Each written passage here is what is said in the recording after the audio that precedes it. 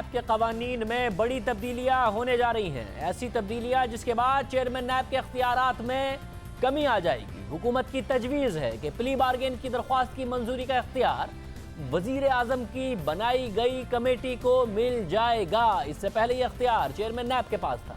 ये बड़ी तब्दीली होगी। इसके अलावा वजारत कानून ने नैब कवानीन में तरामीम का मुजव्वज़ा मुसवदा तैयार कर लिया, जिसके मुताबिक प्ली बार्गेन के मुल्जिम की दरख्वास्त की मंजूरी वजीर आजम की बनाई गई कमेटी ही देगी। इसके अलावा प्ली बार्गेन लेने के बाद मुल्जिम आइंदा 10 साल तक सरकारी ओहदे के लिए नाअहल होगा। इसके अलावा जिस्मानी रिमांड को 90 दिन से कम करके 45 दिन करने की तजवीज़ दी गई है। सबसे ज़्यादा तनकीद इस बात पर होती है कि नैब जिस्मानी रिमांड लेता है। 90 दिन का जिस्मानी रिमांड दुनिया में कहाँ होता है। इसके अलावा रिमांड की वजूहात पर भी बहुत ज़्यादा सवाल उठता है। तो हम वज़ीर क़ानून से आज के प्रोग्राम में पूछेंगे कि जिस तरीके से रिमांड लिए जा रहे हैं, चाहे शाहिद खान अब्बासी का हो, चाहे मिफ्ता इस्माइल का हो या दूसरे लोगों का, उस पर एतराज़ उठता है। क्या इसमें भी तब्दीली की जाएगी? साथ ही तजवीज़ दी गई है कि अगर तफ्तीश और तहकीकात का मरहला 3 माह में मुकम्मल ना किया गया तो मुल्जिम जमानत का अहल होगा। नैब ने अगर एक दफ़ा तहकीकात बंद कर दी तो वो केस दोबारा नहीं खोला जा सकेगा। एहतसाब अदालतें गिरफ्तारी से पहले और गिरफ्तारी के बाद जमानत दे सकेंगी। इसके अलावा हुकूमत की तरफ से टैक्स और स्टॉक एक्सचेंज से मुताल्लिक मामलात में नैब का दायरा इख्तियार ख़त्म करने की तजवीज़ दी गई है। साथ ही कहा गया है कि सरकारी मुलाजिम के असासों में इजाफे पर इख्तियारात के नाजायज़ इस्तेमाल की कार्रवाई हो सकेगी और सरकारी मुलाजिम की जायदाद को अदालती हुक्मनामे के बगैर मुंजमद नहीं किया जा सकेगा। ये बहुत बड़ी तब्दीलियां हैं, क्योंकि हुकूमत हो या अपोजिशन, सबको नैब कवानीन से शिकायत रही है। अपोजिशन को शिकायत है कि नैब सियासी इंतकाम के लिए इस्तेमाल हो रही है। मुल्जिम नैब से ताउन कर भी रहा हो तब भी उसे गिरफ्तार कर लिया जाता है, और जब एक दफ़ा गिरफ्तार कर लिया जाता है तो फिर मुल्जिम 90 दिन के जिस्मानी रिमांड पर नैब के पास चला जाता है। नैब बार बार उसका रिमांड लेता रहता है। तफ्तीश आगे बढ़े ना बढ़े, रिमांड बार बार लिया जाता है। मिफ्ता इस्माइल और शाहिद खान अब्बासी के केस में ये शिकायत सामने आई कि कई दिन गुजर जाते हैं, नैब तहकीकात करने तक नहीं आता और मुल्जिम जिस्मानी रिमांड में नैब की तहवील में पड़ा रहता है। खुद हुकूमत भी नैब कानून पर सवाल उठाती रही है कि नैब की वजह से कारोबारी अफराद परेशान हैं, नैब की वजह से सरमायाकारी मुतासिर हो रही है, नैब की वजह से ब्यूरोक्रेसी बड़े फैसले नहीं कर पा रही है। इस हवाले से हुकूमती वज़रा के बयानात भी सामने आते रहे हैं। साथ ही नैब के प्ली बार्गेन के कानून पर भी एतराज़ात उठते रहे हैं। अब क्या ये एतराज़ात दूर हो जाएंगे? इस हवाले से तफसील से बात करेंगे। जो कवानीन में तब्दीलियाँ होने जा रही हैं और कब होने जा रही हैं, वफाकी वज़ीर क़ानून फ़रोग़ नसीम साहब हमारे साथ मौजूद हैं। फ़रोग़ नसीम साहब, बहुत शुक्रिया मैं शो में ज्वाइन करने के लिए। फ़रोग़ नसीम साहब, ज़ाहिर है एक अच्छी बात है, पीपल्स पार्टी को मौका मिला, नहीं किया, नून लीग को मौका मिला, नहीं किया। अब फाइनली तहरीक इंसाफ की हुकूमत में जो नैब के कवानीन पर तनकीद होती है, बिजनेसमैन के हवाले से तनकीद होती है, प्राइवेट सिटीजन्स के हवाले से तनकीद होती है, उसको आप एड्रेस करने जा रहे हैं। और जो मज़ीद तफसीलात हैं उस हवाले से भी मैं जानना चाहूँगा कि दुरुस्त है कि जिस्मानी रिमांड को 90 दिन से कम करके 45 दिन और तफ्तीश और तहकीकात का मरहला 3 माह में मुकम्मल ना हो तो मुल्जिम जमानत का अहल हो। ये तब्दीलियाँ भी, मस्बत तब्दीलियाँ भी आप करने जा रहे हैं?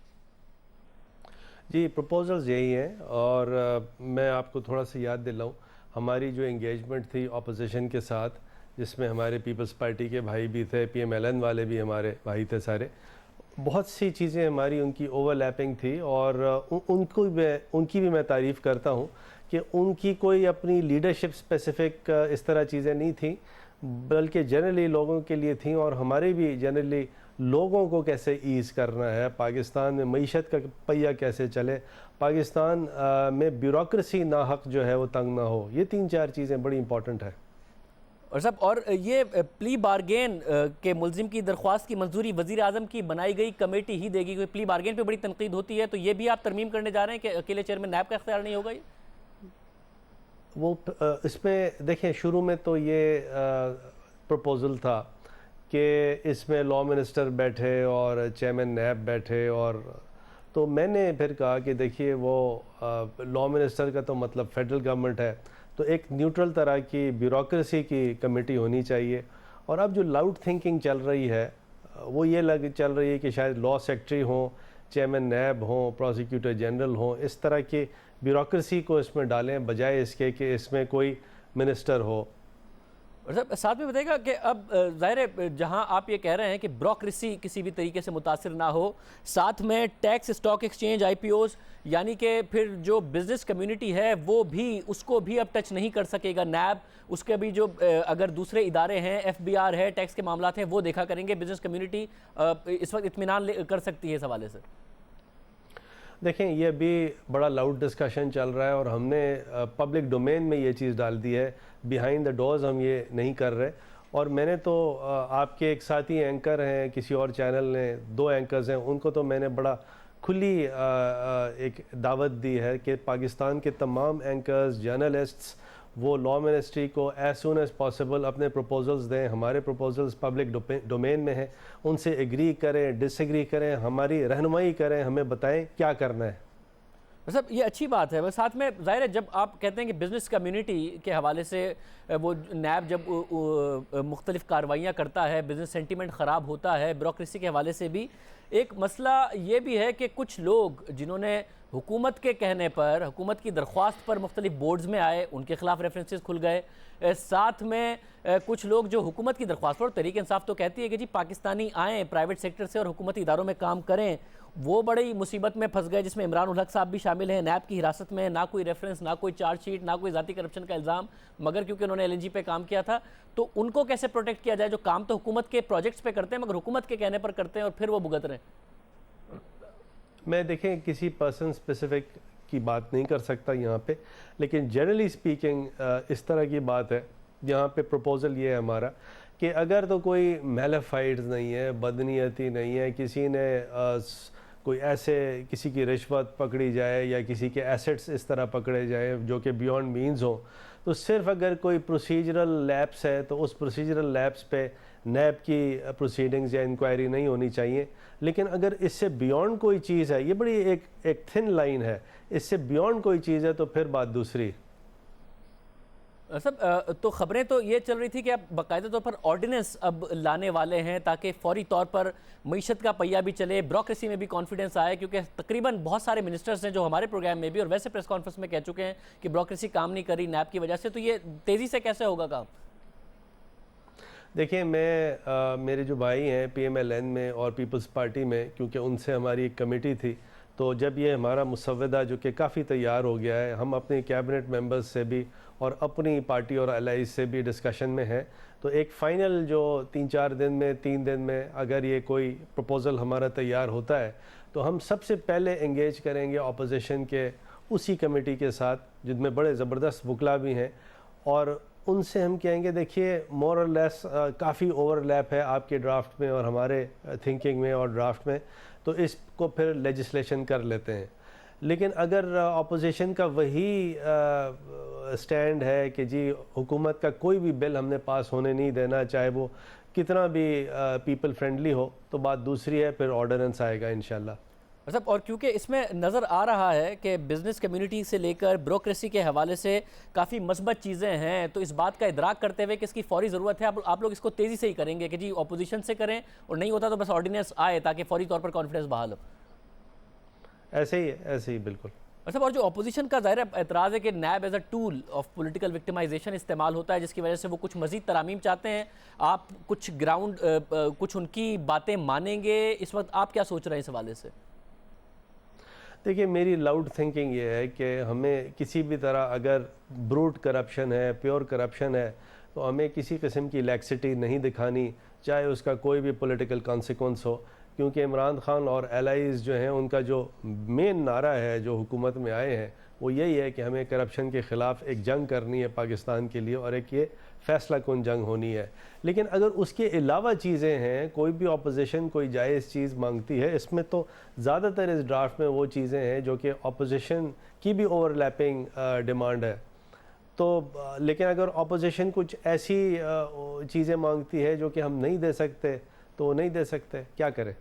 मतलब जाहिर है जो बाकायदा तौर पर एक बड़ी करप्शन है, मेगा करप्शन स्कैंडल्स हैं, ब्रूट करप्शन जिसको आप कह रहे हैं, उस पर तो जाहिर है कार्रवाई होनी भी चाहिए। मगर अब जैसे कुछ केसेस हैं और आप नहीं करते इंडिविजुअल केसेस पर बात, बट जैसे मिफ्ता इस्माइल साहब का आज भी आया, वो पेश हो रहे थे, जवाबात दे रहे थे, मगर उनका रिमांड ले लिया। अब वो रिमांड में कहते हैं आधे घंटे के लिए मुश्किल से पूछगछ होती है, 5 मिनट के लिए पूछगछ होती है। वो ना मुल्क से भाग रहे थे, मौजूद भी हैं, कोई करप्शन का बड़ा इल्ज़ाम भी उन पर नहीं है। तो ऐसे केसेस में फिर वो विक्टिमाइजेशन का इल्ज़ाम लगता है। और मिफ्ता इस्माइल साहब तो बहरहाल एक ऐसी शख्सियत हैं जिन्हें सियासत में अगर ऐसे लोग आएँ तो वेलकम करना चाहिए। मैं गुजारिश करूँ ना, अगेन मिफ्ता इस्माइल हमारा भाई है, कोई ऐसा इशू नहीं है, कोई पर्सनल बिल्कुल भी उनके ख़िलाफ़ कोई भी नहीं है, ना इमरान खान साहब हैं ना हम लोग हैं। लेकिन पर्सनल स्पेसिफ़िक या पर्सन स्पेसिफ़िक चीज़ें मैं शाज़ेब डिस्कस नहीं कर सकता, क्योंकि ये तमाम चीज़ें पेंडिंग हैं। कोई चीज़ मैं कह दूं तो वो सबजुडिस चीज़ है, वो प्रेजुडिस हो जाएगी, उनके लिए भी बेहतर नहीं है, हमारे लिए भी बेहतर नहीं है। लेकिन जनरली स्पीकिंग मैं आपके सामने ये रख दूं कि आइडिया यही है कि हर तरह से कोई भी अगर अब्यूज़ है किसी के ख़िलाफ़ वो ख़त्म हो।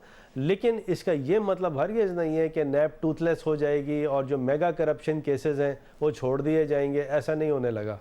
साहब, और जनरली स्पीकिंग भी अगर आप ये 90 दिन से रिमांड 45 दिन करते हैं तो ज़ाहिर है जज देता है रिमांड की इजाज़त जब नैब इस्तदा करता है, मगर इसकी कोई कंडीशन हो, क्योंकि अगर ज़ाहिर है आप कह रहे हैं कि पर्सन स्पेसिफिक नहीं बात करें, बट जनरली भी कुछ प्राइवेट सेक्टर के लोगों को भी एतराज़ है कि जी पकड़ लिया और उसके बाद नैब सवाल जवाब कोई करता नहीं है, मगर उन्हें पकड़ के रखता है, वो बदनामी अलग हो जाती हैं। तो रिमांड की कोई बेसिक कंडीशंस हो, बंदा ECL पर है, मुल्क से बाहर नहीं जा रहा, पेश भी हो रहा है, कोई कंडीशंस हो?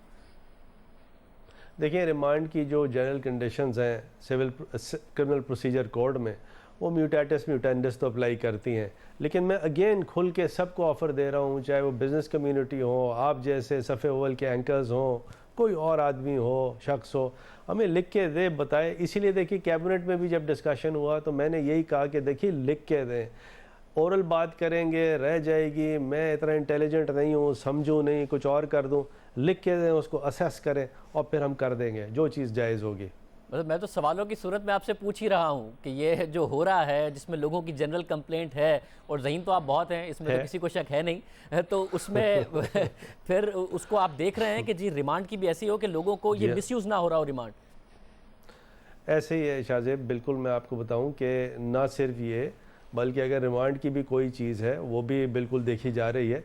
और मैं आपको एक और बात बताऊँ, ये एक फ़र्स्ट स्टेप है, ये ऐसा नहीं है कि इसके बाद मज़ीद अमेंडमेंट नहीं होनी, नैब हो या दूसरे कानून हो, क्योंकि जितने भी कवानीन हैं, आइन है, वो एक इर्तिका का प्रोसीजर है, प्रोसेस है एवोल्यूशन का, वो चलता रहता है, चलता रहना चाहिए।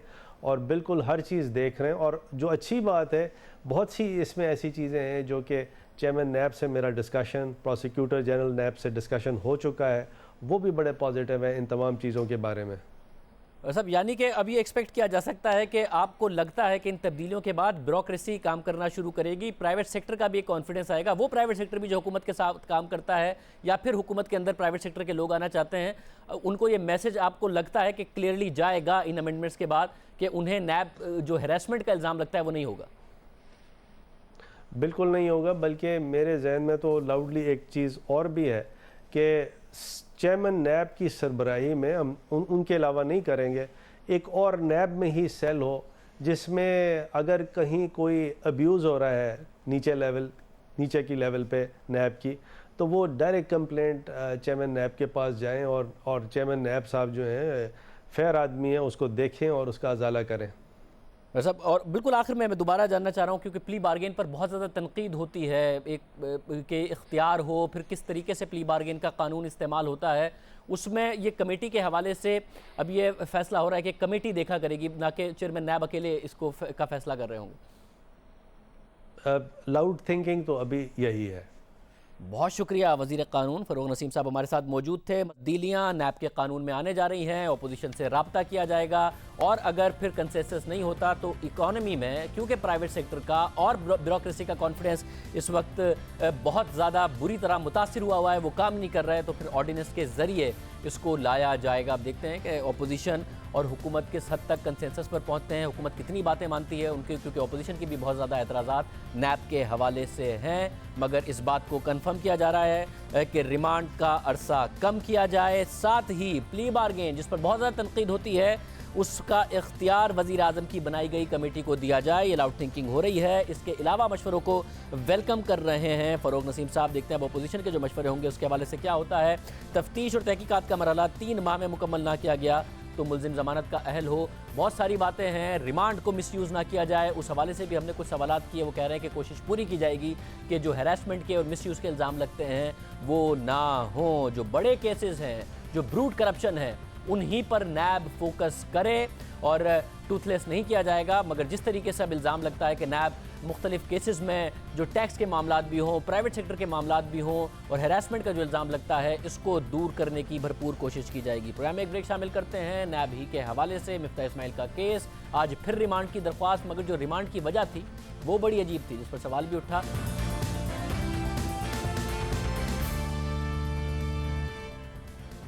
LNG केस में नैब ने अरबों रुपए की बेकायदगियों के इल्ज़ाम लगाए। महंगा रेट तय करने और टर्मिनल का ठेका महंगे दाम में देकर खजाने को भारी नुकसान पहुंचाने के इल्ज़ाम में साबिक वज़ीर आज़म शाहिद खान अब्बासी और साबिक वज़ीर ख़जाना मिफ्ता इस्माइल को गिरफ्तार भी किया हुआ है।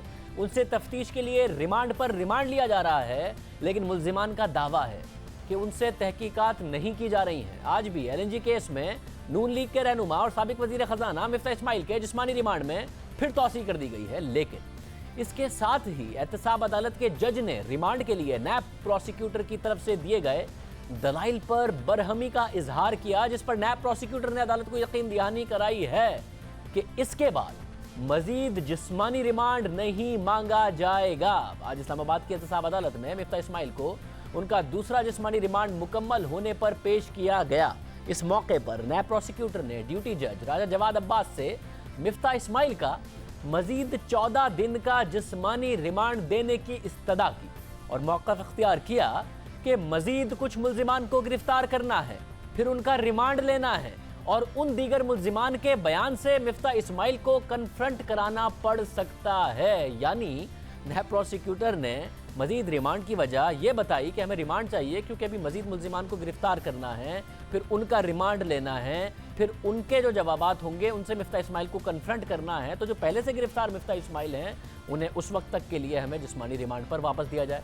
जिस्मानी रिमांड के लिए नैब प्रोसिक्यूटर की इस दलील पर मिफ्ता इस्माइल के वकील हैदर वहीद ने एतराज़ करते हुए मौक़िफ़ इख्तियार किया कि ये कोई जवाज़ नहीं है कि ख्याली बात पर मजीद जिस्मानी रिमांड दे दिया जाए। इस मौके पर एहतसाब अदालत के जज और नैब प्रोसिक्यूटर में मिफ्ता इस्माइल के रिमांड के मामले पर मुकालमा हुआ। एहतसाब अदालत के जज ने पूछा कि नैब के पास जिस्मानी रिमांड के लिए इसके अलावा क्या ग्राउंड है। मेरे सामने खड़े होकर सोच समझकर बात करनी है। जो जवाब आप पेश कर रहे हैं मैं उसे रिकॉर्ड का हिस्सा बनाऊंगा। इन रिमार्क्स पर नैब प्रोसिक्यूटर ने दरख्वास्त की कि मिफ्ता इस्माइल का एक बार और 14 दिन का जिस्मानी रिमांड चाहिए, फिर रिमांड नहीं मांगेंगे। जिस पर मिफ्ता इस्माइल के वकील ने कहा कि नैब प्रोसिक्यूटर अदालत में हल्फ दें कि इसके बाद वो जिस्मानी रिमांड नहीं मांगेंगे। एहतसाब अदालत के जज ने पूछा कि अब तक कितना रिमांड मुकम्मल हो चुका है, जिस पर मिफ्ता इस्माइल के वकील ने बताया कि 22 दिन का रिमांड हो चुका है और उसमें कोई तफ्तीश नहीं हुई है। इस मौके पर एहतसाब अदालत के जज ने मिफ्ता इस्माइल का मजीद 14 रोज का जिस्मानी रिमांड मंजूर करते हुए समाअत 12 सितंबर तक मुलतवी कर दी। नैब को मिफ्ता इस्माइल का फिर रिमांड मिल गया, लेकिन नैब प्रोसिक्यूटर का कहना है कि इसके बाद वो रिमांड नहीं मांगेंगे। अब दिलचस्प बात यह है कि मिफ्ता इस्माइल को नैब ने 7 अगस्त को गिरफ्तार किया, जिसके बाद उनका पहले रिमांड 19 अगस्त तक और दूसरा रिमांड 30 अगस्त तक लिया गया और अब उनका तीसरा रिमांड लिया गया। लेकिन मिफ्ता इस्माइल का दावा है कि रिमांड के दौरान उनसे तफ्तीश ही नहीं की जा रही। आज उनके वकील ने भी यही मौक़िफ़ इख्तियार किया, जबकि गुज़िश्ता समाअत पर मिफ्ता इस्माइल ने खुद भी अदालत को बताया था कि नैब ने उन्हें तफ्तीश के लिए रखा है तो 1 घंटा तो तफ्तीश कर लिया करें। ये लोग सिर्फ 5 मिनट तफ्तीश के लिए आते हैं, 23.5 घंटे छोटे से कमरे में बंद रखते हैं और सिर्फ आधा घंटा वॉक की इजाज़त मिलती है। अहम बात यह है कि नैब ने मिफ्ता इस्माइल से पहले साबिक वज़ीर आज़म शाहिद खान अब्बासी को LNG केस में 18 जुलाई को गिरफ्तार किया था और नैब अब तक उनके जिस्मानी रिमांड में भी 4 बार तौसीह ले चुका है, लेकिन तफ्तीश का अमल अब भी जारी है। उससे पहले शाहिद खान अब्बासी और मिफ्ता इस्माइल पेश होते रहते थे, नैब के सवालों के जवाब देते रहते थे, फिर रिमांड लिया, फिर भी तफ्तीश जारी है। गुज़िश्ता रोज़ शाहिद खान अब्बासी को भी उनका तीसरा जिस्मानी रिमांड मुकम्मल होने पर एहतसाब अदालत में पेश किया गया, जहाँ नैब प्रोसिक्यूटर ने अदालत को बताया कि तफ्तीश अभी बाकी है, मजीद जिस्मानी रिमांड दिया जाए, जिस पर शाहिद खान अब्बासी का मजीद 14 रोज़ा रिमांड दे दिया गया। इस मौके पर मीडिया से गैर रस्मी गुफ्तगू में शाहिद खान अब्बासी का कहना था कि अभी पता कर रहे हैं कि जुर्म क्या है, जैसे ही पता चला कि जुर्म क्या है तो आपको इतला कर दूंगा। शाहिद खान अब्बासी को नैब की हिरासत में 42 दिन और मिफ्ताह इस्माइल को 23 दिन हो चुके हैं, जबकि उनके साथ PSO के साबिक MD इमरानुल हक भी नैब की हिरासत में हैं। लेकिन इन सब के खिलाफ अभी तक ना तो रेफरेंस दायर किया गया है, ना ही चार्जशीट किया गया है। अहम बात यह है कि नैब ने उन पर जाती करप्शन का कोई इल्ज़ाम इमरानुल हक साहब पर नहीं लगाया है। दिलचस्प बात यह है कि इस केस में शाहिद खान अब्बासी ने कोई भी वकील नहीं किया है, बल्कि खुद नैब को LNG केस समझा रहे हैं, जिसके लिए उन्होंने अभी तक अपने रिमांड की मुखालफत भी नहीं की है। जबकि रिमांड पर रिमांड तो मांगा जा रहा है, लेकिन फिर भी तफ्तीश आगे नहीं बढ़ रही है। जबकि गिरफ्तारी से पहले भी वो मुल्जिमान से तहकीकात करता रहा है। नैब को तफ्तीश में किन मसाइल का सामना है जिसकी वजह से इस जिस्मानी रिमांड की ज़रूरत पड़ रही है, ये जवाब नैब ही दे सकता है। इसके अलावा जो रिमांड की वजूहात हैं, क्या आमतौर पर ऐसा ही होता है? नैब के साबिक deputy prosecutor general Zulfiqar Ahmed Bhutto साहब हमारे साथ मौजूद हैं। भुट्टो साहब बहुत शुक्रिया। भुट्टो साहब क्या रिमांड आमतौर पर नैब ऐसे ही लेता है और फिर रिमांड लेकर मुल्जिम कह रहा है कि मुझसे तो तहकीकात ही नहीं हो रही, उससे पहले सवाल जवाब के लिए बुलाया जाता था, रिमांड में तो 5 मिनट की तफ्तीश नहीं करते, साथ में नैब क्या इस किस्म की वजूहात देता है कि कुछ लोग गिरफ्तार होंगे, फिर गिरफ्तार होंगे तो उनका रिमांड लेंगे, फिर जो वो बात करेंगे उस पर मिफ्ताह इस्माइल को कन्फ्रंट करेंगे, इसलिए एक और रिमांड दे दें, ऐसे ही होता है? देखें, बुनियादी तौर के ऊपर जिस तरीके से मौजूदा हालात में गिरफ्तारियां हो रही हैं, ये जो नैब जो लॉ है और जो इनके नॉर्म्स हैं उसी के ख़िलाफ़ ये चीज़ हो रही है।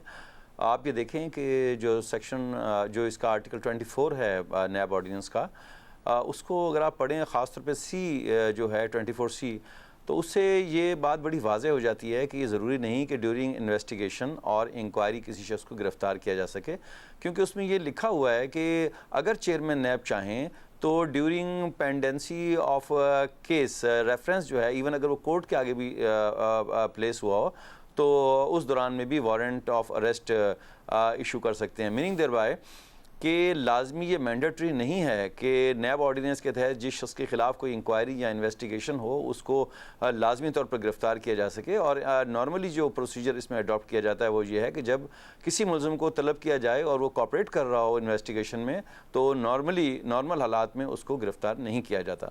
जहाँ तक ताल्लुक़ रह गया नैब के रिमांड का, जिस तरीके से ये बताया जा रहा है कि जी नैब ने कस्टडी ली हुई है, नॉर्मल ये तरीक़ेकार ये होता है कि जब किसी शख्स की गिरफ्तारी की जाती है, रिमांड लिया जाता है, तो जज उनसे पूछते हैं कि आप बताएं कि जो गुज़श्ता रिमांड आपको दिया गया उसमें आपने क्या क्या ऐसी डिस्कवरी की, क्या क्या ऐसी चीज़ थी जिसके बुनियाद के ऊपर आपको मज़ीद फर्दर इन्वेस्टिगेशन के लिए बंदा रिक्वायर्ड है। नॉर्मली ये होता है कि अगर कोई इन्वेस्टिगेटिंग ऑफिसर वो न बता सके कि जी मैंने जो रिमांड दिया गया था उसको किस अंदाज में पॉजिटिवली इस्तेमाल किया या कोई एविडेंस आई, तो नॉर्मली जज जो है उनका डिस्क्रिशन होता है कि वो रिफ्यूज़ कर देते हैं और उसको जुडिशल रिमांड के ऊपर, जैसे कि पाकिस्तान पेनल कोड में 344 जैसे होता है, उसके तहत वो उसको जुडिशल रिमांड कर देते हैं। अगर कोई इन्वेस्टिगेटिंग ऑफिसर बावजूद टाइम मिलने के और सफिशेंट टाइम हो और उसको अवेल ना करे और अगली दफ़ा कोर्ट में आके कहे कि जनाब मैं इस पे काम नहीं कर सका, तो नॉर्मल प्रोसीजर ये है कि अदालत जो है उसको जुडिशल रिमांड कर देगी।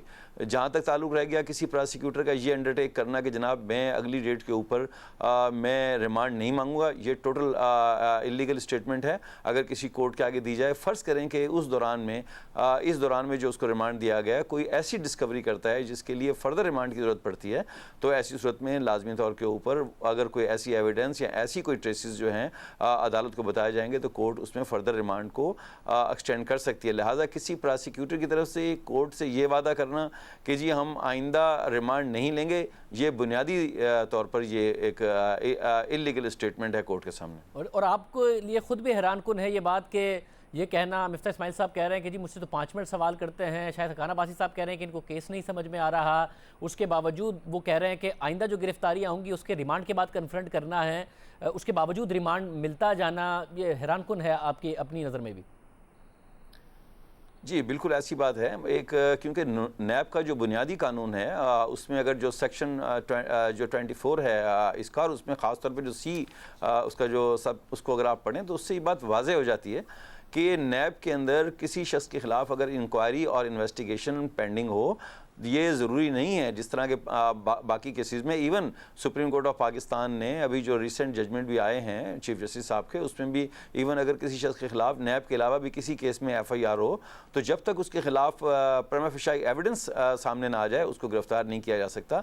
जहाँ तक ताल्लुक है इस बात का कि इंक्वायरी और इन्वेस्टिगेशन में जो नॉर्म्स हैं वो ये हैं कि अगर कोई शख्स कॉपरेट कर रहा है, अगर कोई शख्स अवॉइड नहीं कर रहा, और अगर कोई शख्स मुल्क से भागने की कोशिश कर रहा है, और अगर अवॉइड कर रहा है इन्वेस्टिगेशन के जवाब देने में, और कोई ऐसा चीज़ क्रिएट कर रहा है जिससे कि इन्वेस्टिगेशन में डिफ़िकल्टी हो, तो आप उसको गिरफ्तार करते हैं। नॉर्मल हालात में नैब केसेस के अंदर, क्योंकि ये वाइट कॉलर क्राइम होता है, इसमें बड़ी डीपली इन्वेस्टिगेशन होती है, बहुत टाइम चाहिए होता है। और देखें, जब किसी शख्स को आप गिरफ्तार कर सकते हैं, सिर्फ वही नहीं, उसकी पूरी फैमिली सफ़र करती है। तो ऐसा जो नैब की पॉलिसी है वो ये पॉलिसी भी थी, और कानून भी बड़ा वाज़ेह है इसके अंदर कि ये लाजमी नहीं है कि नैब इंक्वायरी होते ही या इन्वेस्टिगेशन होते ही किसी शख्स को गिरफ्तार कर लिया जाए। बहुत शुक्रिया जुल्फ़िकार अहमद भुट्टा, साबिक डिप्टी जनरल नैब हैं। वो खुद बता रहे थे कि ये किस तरीके से नैब के अपने कवानीन के खिलाफ हो रहा है जो कुछ हो रहा है। प्रोग्राम में ब्रेक शामिल करते हैं, मज़ीद हमको कोई बात करेंगे।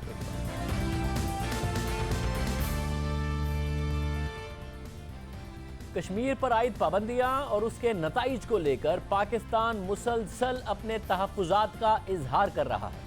जहां मुल्क भर में आज कश्मीरियों से इज़हार यकजहती किया गया, वहीं आलमी सतह पर भी इस मसले को उजागर करने की कोशिश की जा रही है। इस हवाले से सिफारती कोशिशें पहले से जारी थी, मगर अब खुद वज़ीर-ए-आज़म इमरान खान ने आलमी मीडिया के लिए एक आर्टिकल लिखा है और कश्मीर से मुताल्लिक पाकिस्तान की पोजीशन को वाज़ेह किया है। साथ ही वज़ीर-ए-आज़म इमरान खान ने आलमी दुनिया की खामोशी पर भी अपनी राय दी है और न्यूक्लियर जंग से मुताल्लिक दुनिया को खतरात से भी आगाह किया है। वज़ीर-ए-आज़म इमरान खान ने न्यूयॉर्क टाइम्स के लिए एक आर्टिकल लिखा जिसका उन्वान है कि दुनिया कश्मीर को नज़रअंदाज नहीं कर सकती, हम सब खतरे में हैं। इस आर्टिकल में वज़ीर-ए-आज़म इमरान खान ने मौक़िफ़ अख्तियार किया कि जब मैं पाकिस्तान का वज़ीर-ए-आज़म मुंतखब हुआ तो मेरी सबसे अहम तरजीह खित्ते में देरपा अमन के लिए काम करने से मुताल्लिक थी। हमारी मुश्किल तारीख के बावजूद पाकिस्तान और भारत को एक जैसे चैलेंजेस का सामना है, जिसमें गुर्बत, बेरोजगारी, मौसमियाती तब्दीली और पानी की किल्लत जैसे चैलेंजेस शामिल हैं। मैं चाहता था कि भारत के साथ तिजारत और मसला कश्मीर के हल के जरिए ताल्लुकात को ठीक करूं, जो हमारे माबैन ताल्लुकात की बेहतरी के लिए सबसे बड़ी रुकावट है। इलेक्शन जीतने के बाद 26 जुलाई 2018 को मैंने कौम से अपने पहले खिताब के दौरान कहा था कि हम भारत के साथ अमन चाहते हैं, और अगर भारत एक कदम आगे बढ़ता है तो हम 2 कदम आगे बढ़ेंगे। जिसके बाद दोनों ममालिक के वज़रा की अक़वाम मुत्तहिदा की जनरल असम्बली के इजलास के साइडलाइन पर मुलाकात तय पाई, लेकिन भारत ने यह मुलाकात मनसूख कर दी। जिसके बाद मैंने नरेंद्र मोदी को डायलॉग और अमन के लिए ख़त भी लिखा, मगर बदकिस्मती के साथ अमन और डायलॉग के लिए मेरी तमाम कोशिशों को भारत ने मुस्तरद कर दिया। हमने इब्तिदा में सोचा कि नरेंद्र मोदी की यह हार्ड लाइन पोजीशन और पाकिस्तान के खिलाफ उनकी बयानबाजी का मकसद इलेक्शन जीतने के लिए भारतीय वोटर्स के अंदर कौम परस्ती के जज्बात उभारने के लिए हैं। भारतीय इलेक्शन से चंद माह पहले फरवरी 2019 को एक कश्मीरी नौजवान ने भारतीय अफवाज पर खुदकश हमला किया।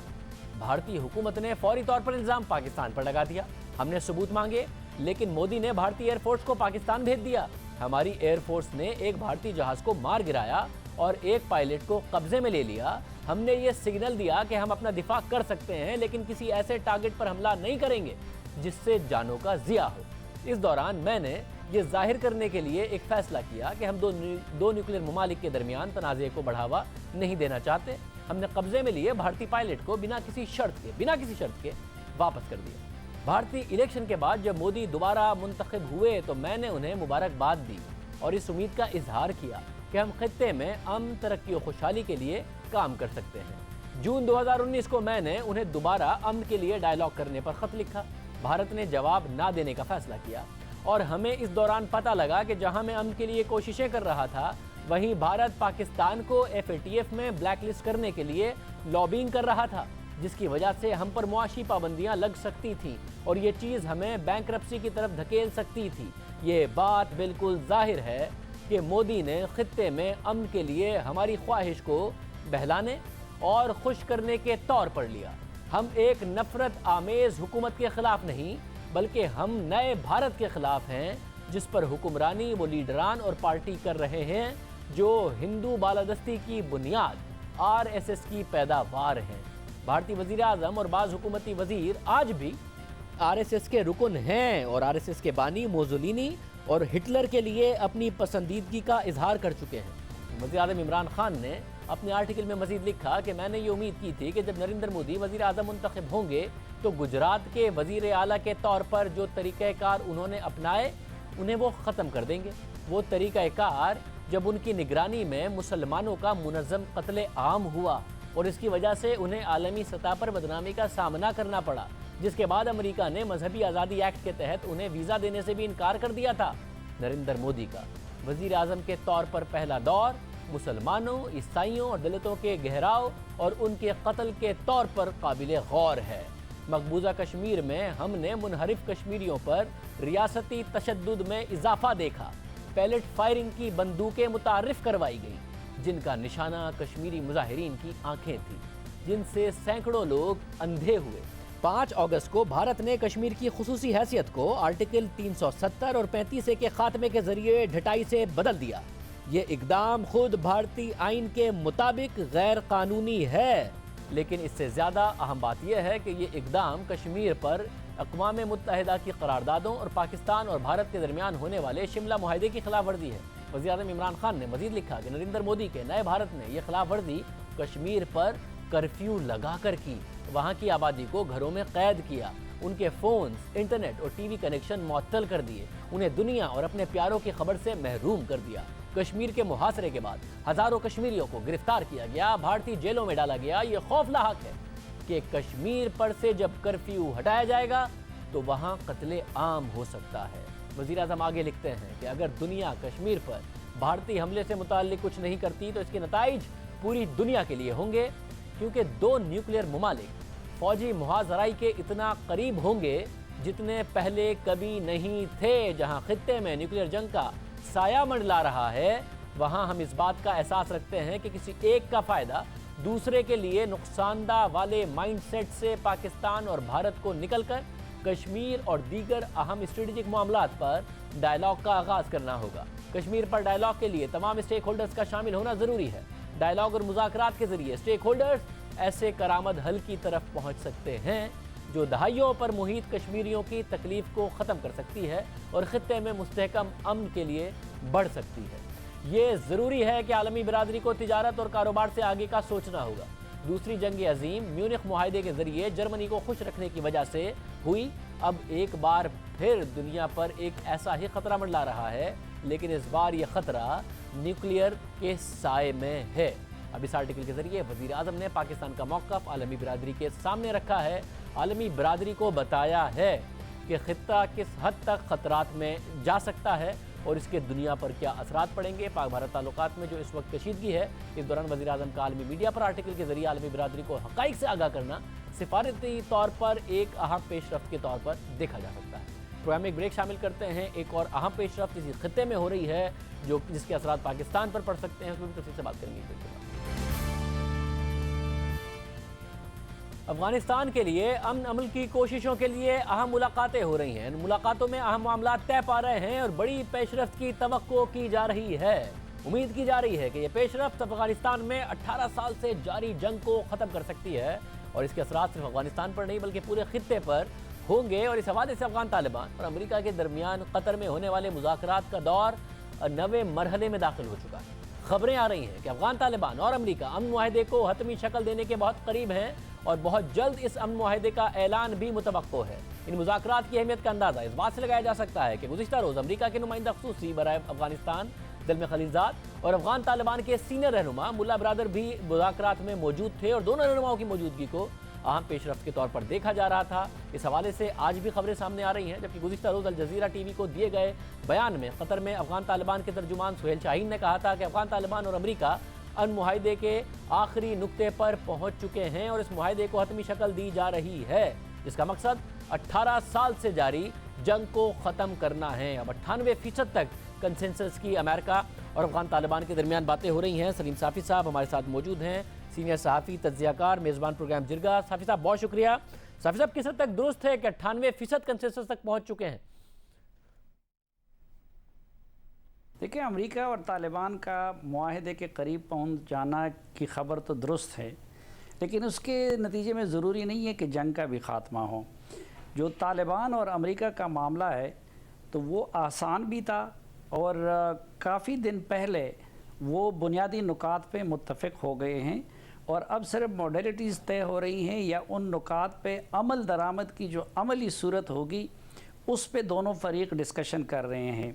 या फिर ये भी है कि अब अमेरिका ने जो एग्रीमेंट उसने तालिबान के साथ करना है तो उस पर अफ़गान हुकूमत और इसी तरह दूसरे कैरेक्टर्स को एतमाद में लेना है और तालिबान की वहाँ की लीडरशिप अगर किसी नतीजे तक पहुँची है तो फिर उनकी फील्ड में जो क़यादत है उन तक उनको पहुँचाना और उस पर उनको मुतमईन करना, तो इन मराहिल से वो गुज़र रहे हैं। लेकिन जो बुनियादी नुकात हैं उस पर वो मुत्तफ़िक हो चुके हैं। अब ये जो कुछ हो रहा है ये एक दिन में भी इसका नतीजा निकल सकता है और 15-20 दिन में ये ले सकते हैं, लेकिन बुनियादी इत्तेफाक यानी अमरीकी अफवाज का वहाँ से निकलना और उसके जवाब में तालिबान ने जो कुछ करना है इस पे इत्तेफाक उनका हो चुका है। ये तालिबान के ज़राए भी कह रहे हैं, ये अमेरिका के ज़राए भी कह रहे हैं और अब तो तालिबान के तर्जुमान सुहेल शाहीन ने तकरीबन ऑफिशियली भी कह दिया है कि वो मुआहदे के करीब हैं। की तौर पर अफगानिस्तान में जो होता है खित्ते पर असरात पड़ते हैं, पाकिस्तान पर भी पड़ते हैं। पाकिस्तान ने बाड़ लगाने का आगाज़ किया, वो अगर मुकम्मल हो जाती है तो अफगानिस्तान में अमन आ जाए, बहुत अच्छी बात है। मगर अगर खुदा न खास्ता जंग जारी रहती है, आप कह रहे हैं मुआहदे के बावजूद भी, तो पाकिस्तान पर इसके असरात ना हो, आपको लगता है कि पाकिस्तान उन असरात से महफूज रहेगा माजी के बरक्स? देखिए, माजी से तो किसी हद तक हालात मुख्तलिफ हो गए हैं क्योंकि बॉर्डर मैनेजमेंट का काम बड़ी हद तक हो गया है। लेकिन आज भी अफ़गानिस्तान के हालात से जो मुल्क सबसे ज़्यादा मुतासर होगा वो पाकिस्तान होगा। यहाँ पे अफ़गान रिफ्यूजीज़ की प्रेजेंस की सूरत में भी, फिर हमारी मईशत पाकिस्तान के आज भी सबसे ज़्यादा बरामदात वो अफ़गानिस्तान को होते हैं।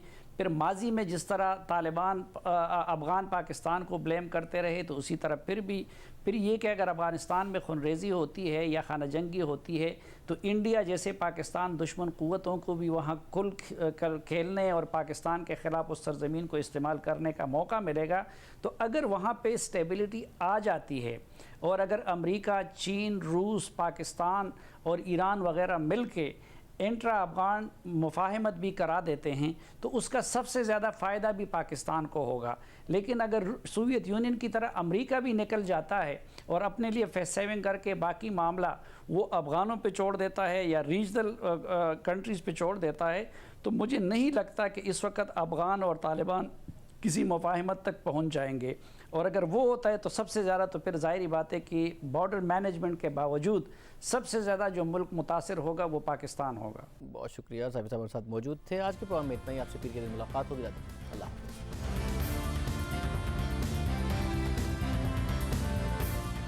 मुझे तो आप जानते ही होंगे, मेरा नाम है मिस्टर जीम।